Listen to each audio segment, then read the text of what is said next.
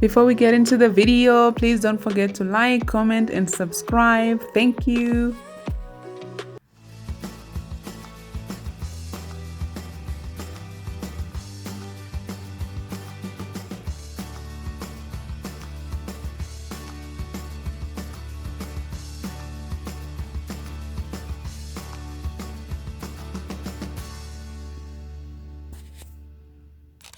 Let's see how we made this gorgeous dish. We just start with some corn flour or cornstarch. It depends where you are. Or maizena. So this is some oxtail and beef stew. It was a full house and I realized that I didn't have enough oxtail. So then I just got some beef stew. This is chuck. And then I mix it together with the oxtail. Then yeah.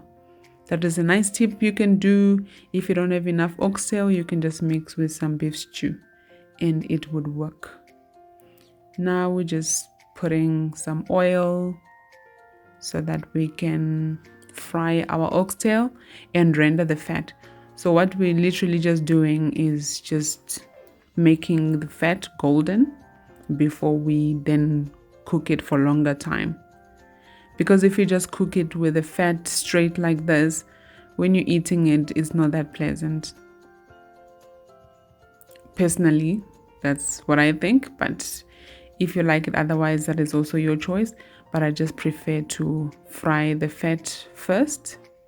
It's called rendering the fat. That's a big word. But yeah, that's what we're doing now. Just continue the process.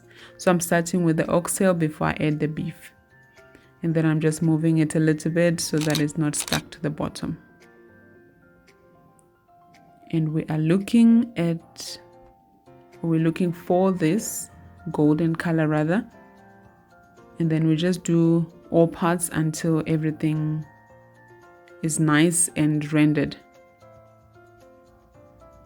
So just continue the process. This one you do it on high heat, because the rest of the process is going to be medium to medium low heat when we're cooking our oxtail. But it was so delicious. So as I mentioned that my brother was visiting from Germany, so he was saying, no, I'm not going to cook, I'm not going to do anything, because when I'm in Germany I just work and work and work. That's my job, to cook. So now I'm just here to be spoiled. So he loved my food and he said, you must come to Germany so that you can work with us, because you really know what you're doing. So I said, thank you. And the funny story is that he became a chef. When we were younger, he didn't like cooking and he became a chef, and now he came to visit. He went back and I still haven't tasted his food. So I actually don't know if he knows how to cook. Sorry, Jeff, messing with you. I'm sure you know how to cook. Otherwise, they wouldn't be paying you. Anyway, now I'm just taking out, because it's nice and golden. I'm just going to take it out so that I can start the vegetables. And then I'll put the meat back in the pot.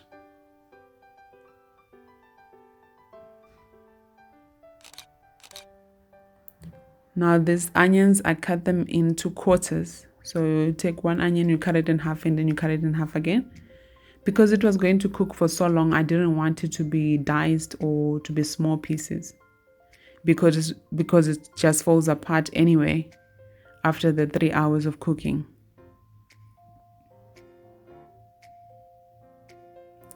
Just keep going. And don't worry that the bottom is a bit... that like some of the meat got stuck to the bottom. It's okay, because once we add everything and we add the water, it's going to lift and then be part of the dish. So it's okay right now. So I put some carrots, 2 carrots, the big carrots. So if they're smaller carrots, maybe you can put 4. And this is sweet potatoes. You can also use the white sweet potatoes, but I found these ones and they're just as good, so no complaints. And here's some garlic. So this is anything that you want to put, you can. I got this pepper in my garden and I just throw it in there. I put it in there, and then now we put back our meat inside the pot and then just continue cooking. So it's nowhere near ready right now. We're just trying to get the flavors in. Now here's some paprika. So all the steak and chops, all the measurements will be in the description. These are the spices that I just love to use in the house, so I'm like, why not?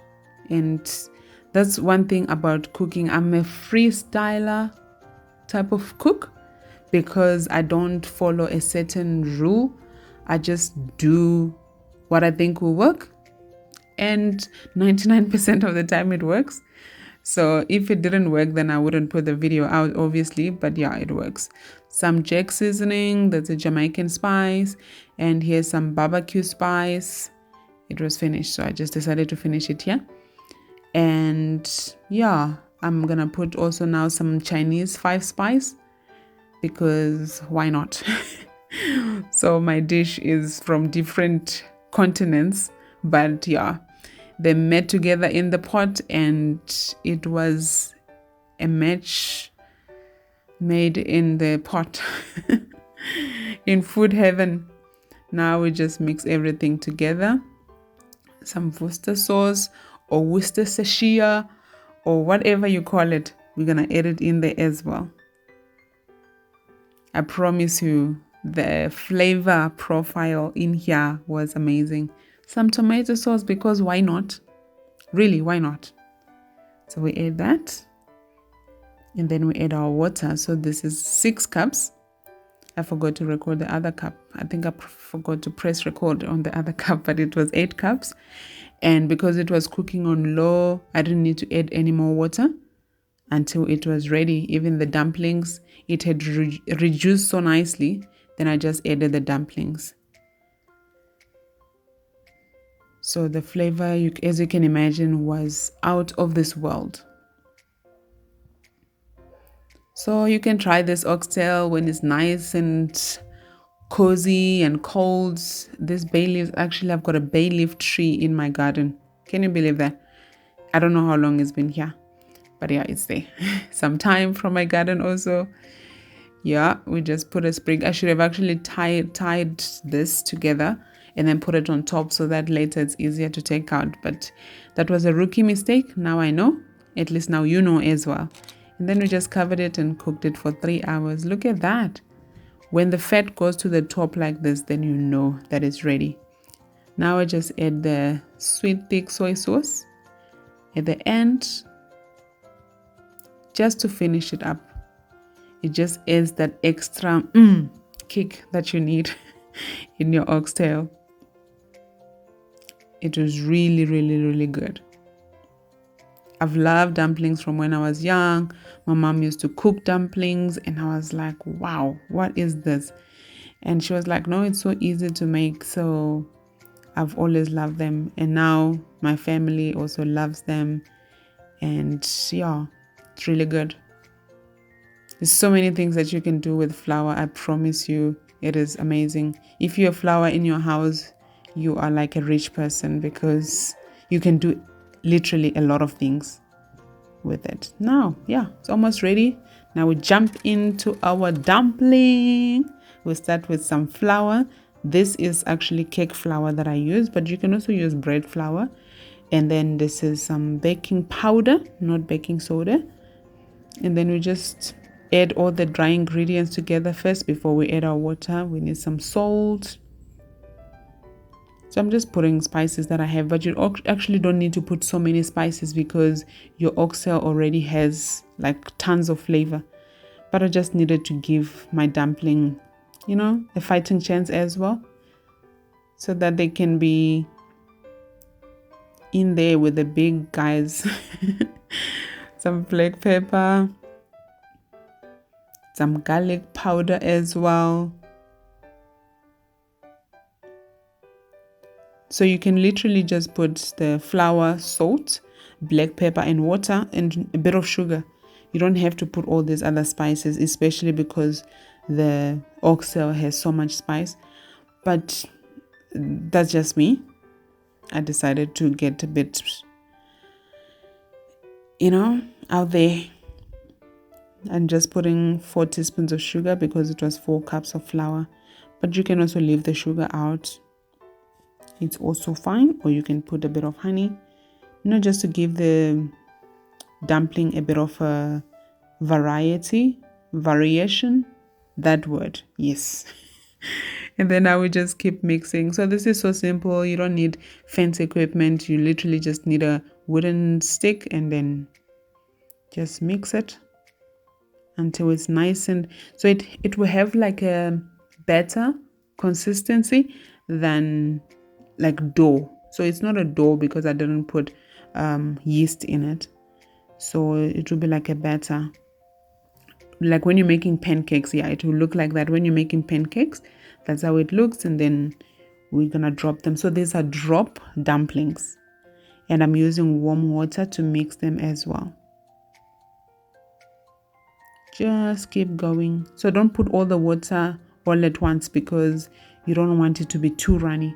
So if you keep adding slowly, then you'll see how much water you need. So you might actually not even need 2.5 cups. You might end up needing less. But if you've already put all the water, then it's going to be difficult. You see, now it looks like pancake batter. This is exactly what you're looking for. Look at that. Just make sure everything is really nice and combined so that there's no flour at the bottom that's hanging or any other spices. And now I just want to remove the thyme because I don't want to be dishing up and then you now have this thyme hanging on your dumpling.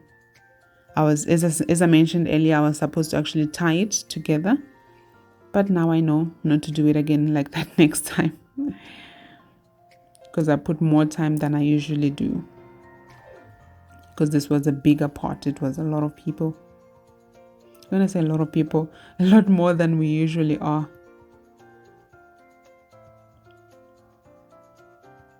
Now I'm just mixing everything to make sure that there's nothing stuck at the bottom. And then now we start dropping our dumplings in there. Just like so. Just like my mama used to make it. Maybe your mama too. I don't know, but a few people said to me, oh, how do you make dumplings? How do you make dumplings? So then now here's a video that can show you how to do it. So when it's less people, you can actually just cut the recipe for the dumplings in half. So you do 2 cups instead of 4 cups. And then 2 sugars instead of 4, like that. Just cut everything in half. And as I mentioned, you don't have to put all the spices that I put. Just put what you have. As I mentioned, you're supposed to enjoy cooking with me. Enjoy cooking. It's not supposed to be a difficulty or difficult task or anything. Just freestyle. If you think you need to add this, add it and try it. And if it doesn't work out, then you don't do it again next time. So now we just cook them for 12 to 15 minutes. And then you put the knife. If it comes out clean, then they are ready. If it comes out still like there's batter on the knife, then you just close it for a few more minutes.